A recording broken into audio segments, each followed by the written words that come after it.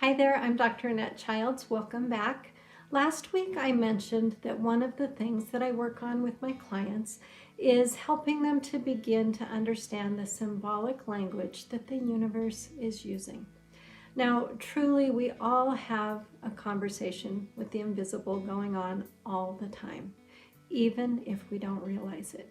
But for those who don't travel using their spiritual GPS system, well, those messages, they can sound like nothing more than noise and look like nothing more than either a moment of coincidence or a pass of luck, which can be either good luck or bad luck. In my world, everyday life is peppered with small messages all the time, and I'm constantly ebbing and flowing and adjusting to the breadcrumb trail that the universe lays in front of me. But when the stakes are high in my own life, the messages will morph from that simple, gentle breadcrumb trail to feeling more like getting barked at by a drill sergeant. And I find that this same thing happens for others who really start to engage in that symbolic language with the invisible. So in my own life, an example that I can use dates way back to when I was in high school. I was a passenger traveling down the road in a car packed with kids. That was a regular weekend occurrence in my life. And suddenly, within that fun, free, busy, and loud setting, came a knowing that I needed to get out of that car immediately.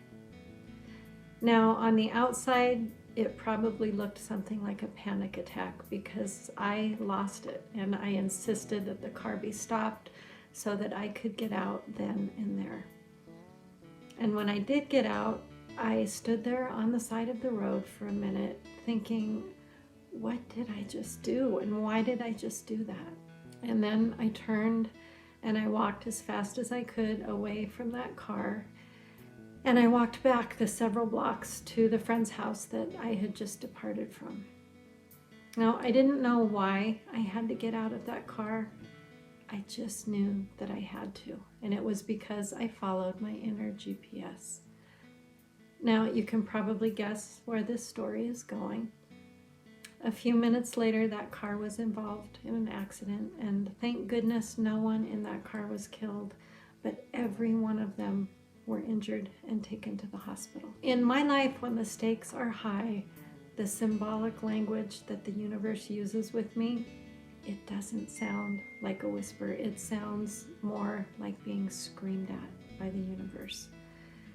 And this is nothing that I would really ever complain about because that screaming, that intensity pops me right up and out of my logical mind, and it forces me to simply respond, which is exactly what needs to happen when the universe can see what's coming and I can't. Now, far more frequently than the kind of message that I got that night in the car are the quiet messages that are harder to discern and much easier to ignore, especially when those gentle messages aren't a match for what I'm desiring or what I'm wanting to do in my life. If I don't listen on the first nudge, my guidance system is a little bit like a helicopter parent.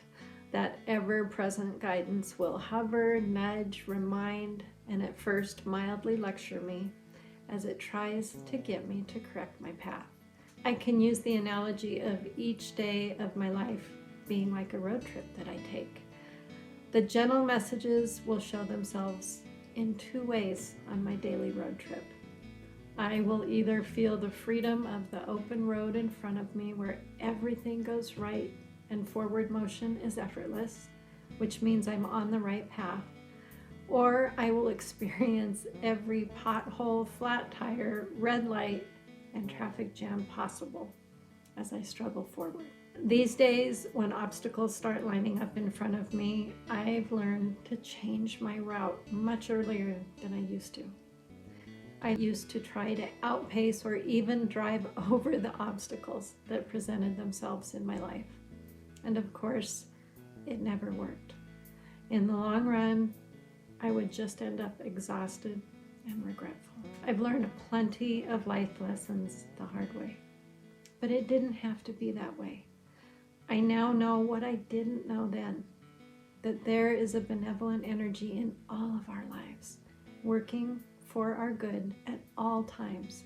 And if we can learn to tune into the language that guidance is speaking to us, our lives can unfold gently instead of in crisis mode. If you want to start using your inner GPS more effectively, sit down and have a little chat with the universe, or whatever you're comfortable calling it. God, angels, masters, whatever works for you.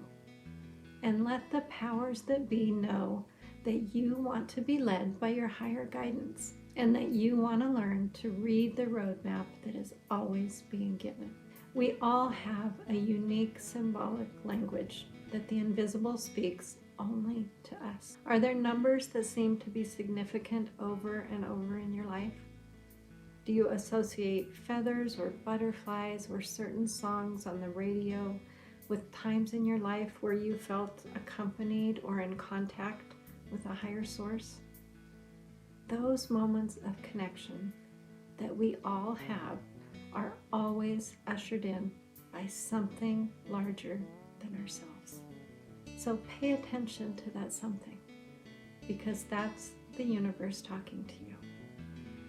I would encourage you to spend a few minutes every morning asking the interactive universe to speak to you throughout your day, to guide you and to help you to see and hear the many messages that are always being given to you. This is the best way to increase your vocabulary of symbolic language.